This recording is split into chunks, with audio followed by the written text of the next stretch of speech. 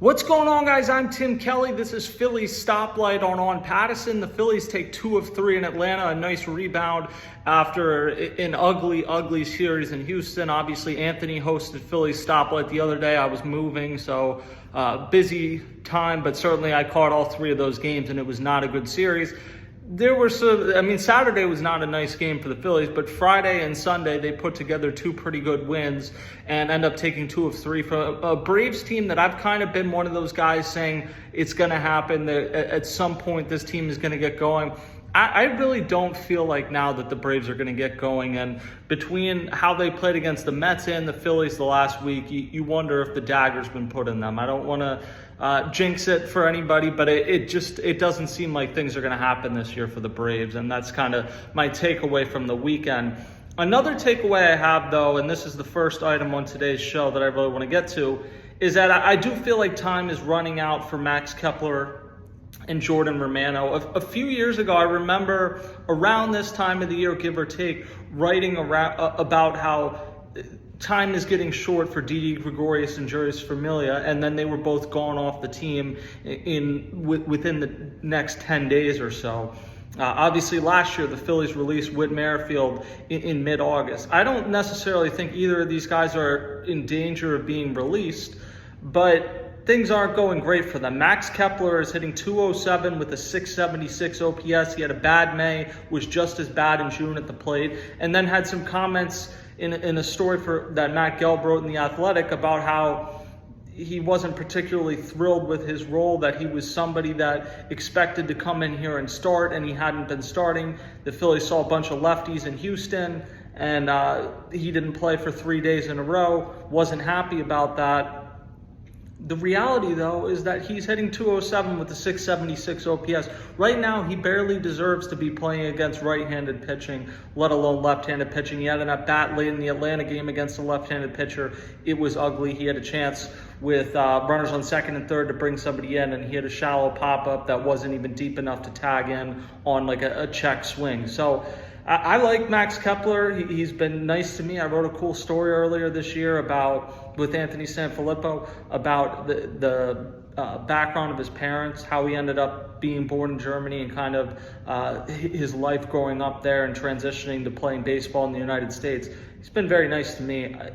This ultimately, though, is a production business, and I understand the frustration. He did admit to Scott Lauber the next day that the Phillies did not guarantee him that he was going to be the everyday starter. But I do think when you get $10 million and maybe he was led in a certain direction to think, yeah, you're going to get the chance, some extended runway to play against lefties, I understand being frustrated with that. And really the bigger issue to me isn't that the Phillies aren't using him against lefties, because I don't think they should be. I just don't understand, with both him and Brandon Marsh, there was kind of this thought in spring training that, yeah, they're going to get some runway this year and we're going to let them sink or swim, and then you kind of bailed on it 2 weeks in. I think it would have been fine coming into the season if you said, no, Brandon Marsh has not hit against lefties in his career. Max Kepler hasn't done it consistently. We're just going to have platoons in center and left field. If the Phillies had said that, so be it. I think their issue here is that maybe they weren't clear enough in communication coming into it. But there's not much of a case in my mind to be made that Max Kepler right now deserves to be playing every day. And I mean, even against righties, like I said, hasn't been that great. He's played a good left field. I'll give him credit on that. Threw a guy out running home to the plate, although it was a terrible send, but he threw somebody out Saturday at the plate. I think he's adjusted well to left field, but that only carries you so far. He's really been boom or bust, and he hasn't boomed enough for you to be able to live with that. You can live with boom or bust when it was Kyle Schwarber a few years ago, batting 198 but hitting 45 home runs. Max Kepler is not delivering nearly enough extra base hits to deal with a lot of just mediocre to underwhelming at bats. So I do think the clock is ticking on him. Now, whether it would be a DFA or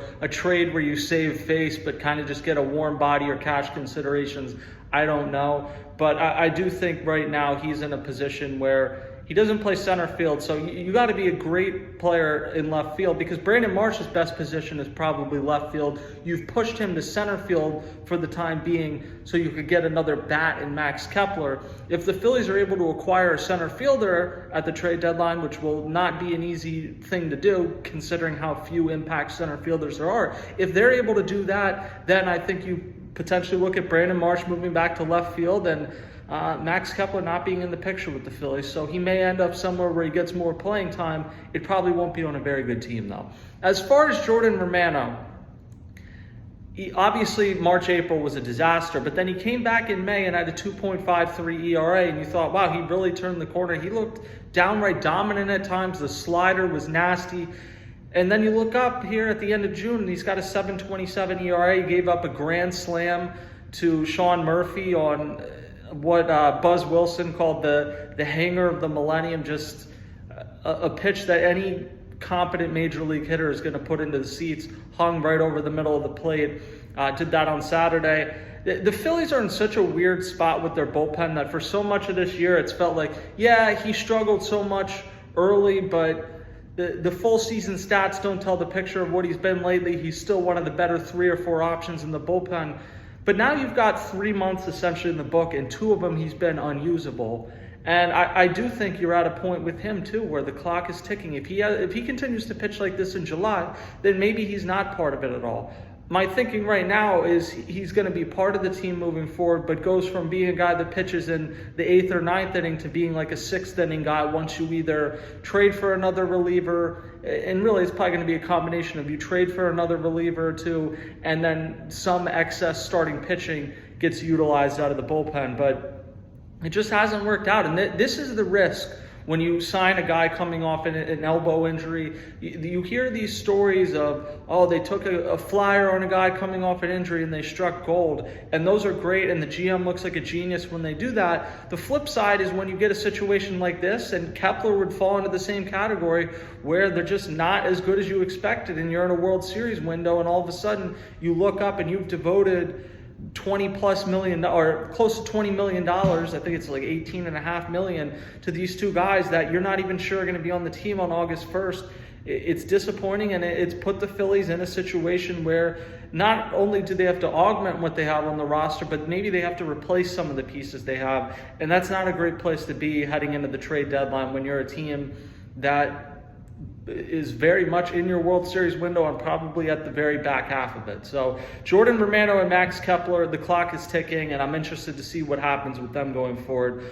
One positive note that I want to get to is I have asked Trey Turner some difficult questions about his defense at times. I've come on this show when he's made some bad plays and been critical at times, and he did make a play in Houston that ended up being the only run. Now, it's not exclusively his fault that they didn't score any runs, but his error, and it did eventually get changed to an error, ended up being the only run Zach Wheeler gave up, and the Phillies lost that game. So he's had some errors in crucial moments this year, but the picture of his defensive metrics shows you that he has improved. And I think there's aspects of the game, like getting tags down, that he still hasn't done at a level you would expect from a shortstop. But 2 of the defensive metrics that have really caught on are defensive runs saved and outs above average. And you can put whatever level of stock into these that you want. I think that's fine to be a little skeptical, but there is significant movement. He has 0 defensive runs saved this year, which doesn't sound good, but he had -14 defensive runs saved last year, which was one of the worst marks in baseball.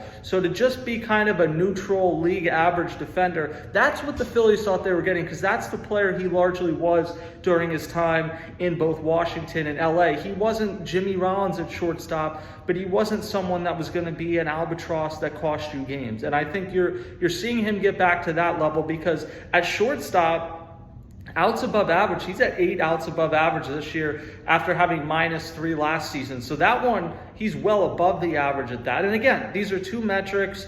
I think they're increasingly important, though, because you don't see errors called with the frequency they should be. And I don't know, there's certain plays, and this doesn't apply to him as much because he usually gets to balls and then doesn't make the play. but errors don't take into account balls you should have gotten to and just didn't get to. Now, Trey Turner is an elite athlete, and I think that's what's been one of the most frustrating things about some of the struggles he's had at short is you can see he's still getting to a lot of the balls, and then it's eating him up, or he's making a poor throw to first base. He's cut down on that this year. He's not going to compete for a Gold Glove, but he deserves a lot of credit because clearly it's been an excellent offensive season. I know he wasn't one of the finalists, but I would argue deserves to be in the All-Star game in some form this season. You have that, and then he's also improved defensively, going from someone that was unplayable at shortstop to closer to just okay or slightly below average in some metrics. Above average, and now it's above average, to give him credit. So I think it's been a step in the positive direction, and it makes you wonder, not only he's obviously going to stay at shortstop the remainder of this year, maybe he isn't the liability you thought he was at shortstop, and maybe you don't have to get him off of shortstop at the end of this season, particularly if you're unsure about the future at second and third base, and you're potentially talking about replacing one or both of those guys coming into next season. So something to keep an eye on with Trey Turner. Finally, the Padres are going to come into town starting today for a 3-game set. The Padres, at the time of this recording, have not announced their starters, other than that Dylan Cease will go in the day game Wednesday to finish out the season. He hasn't had a great contract year, but obviously has been a top-flight pitcher at times in his career, including last season. So he'll go Wednesday against Mick Abel. Monday, Zach Wheeler's going to pitch. Tuesday, Christopher Sanchez is going to pitch. Both of them. I mean, I think Wheeler's pretty much cemented his place in the All-Star game. Christopher Sanchez probably has an uphill battle because obviously the Phillies are going to have at least one starter with Zach Wheeler. And I know Ranger Suarez missed all of April, but he's been so good, 10 straight quality starts, that he's got to be in the discussion too. So Sanchez is kind of one of those guys, I think, waiting for a guy to drop out, or somebody that pitches on Sunday doesn't pitch in the game or gets hurt or whatever the case may be, and he's a replacement as he was last year. But he very much is in that mix and is having an excellent season, and I think he's coming off one of his best starts of his career. So with Sanchez, I'm excited to see how he continues to progress. And it'll be interesting with Mick Abel, who obviously did not pitch Friday after warming up. It's going to be a long rest. I know they said he's going to do a second bullpen session in between to kind of try to stay sharp, but he didn't pitch well in his last outing. And I do wonder if this is a struggle. Do you start to get into you're 1 or 2 starts away from maybe optioning him and bringing up Andrew Painter? I don't know that to be the case. It's something I have in the back of my mind. With the Padres, Manny Machado having his typical season, good trio of stars. If you're watching this on Monday, there's a story on Pattison kind of comparing not only what Harper and Machado have done since they've signed, but kind of who's in a better position moving forward to age more gracefully. I had a fun time writing that story because I think to this point, both of them have been extremely successful in their signings. There were people in 2018 when they were free agents that were in different camps that thought, oh, Harper will be a disaster, oh, Machado will be a disaster. The reality is these are 2 guys both with tickets pretty much punched to the Hall of Fame. You would have been good with either one. I think it'll be interesting to see, though, how they age and who by the end of this term, by the end of the terms of their contract, looks like they were the better player. What's interesting is you have the really good trio of stars with the Padres and Machado, Jackson Merrill, and Fernando Tatis Jr. But Luis Arraez, who hit a cycle a few years ago when he was with the Marlins at Citizens Bank Park, he is not having a good season. And he's one of those guys, like, the margin is so thin. If he's not competing for the batting title, he's not a good defender and doesn't hit for power. He goes from being like an all-star level player to someone that is a liability in a hurry. So Luis Arraez is someone to watch in this series. And finally, the Padres have an interesting, pretty good bullpen. Robert Suarez is their closer. He hasn't been quite as good as last year, obviously, has a history at Citizens Bank Park. But Jason Adam and Adrian Morjon have been excellent. So this is a team you want to get a lead on before like the 7th inning because they have a bullpen that can shut you down if you don't. So Phillies Padres this week should be interesting. And obviously, like I said, Max Kepler, he is on the clock is ticking with him and Jordan Romano. and going to be a ton to watch as we start to get into trade season. So that'll do it for today's episode of On Pattison. Check everything out. Ton of Phillies content as always, and other content. NHL draft, NBA free agency. Check that all on Pattison, and I will talk to you guys next time.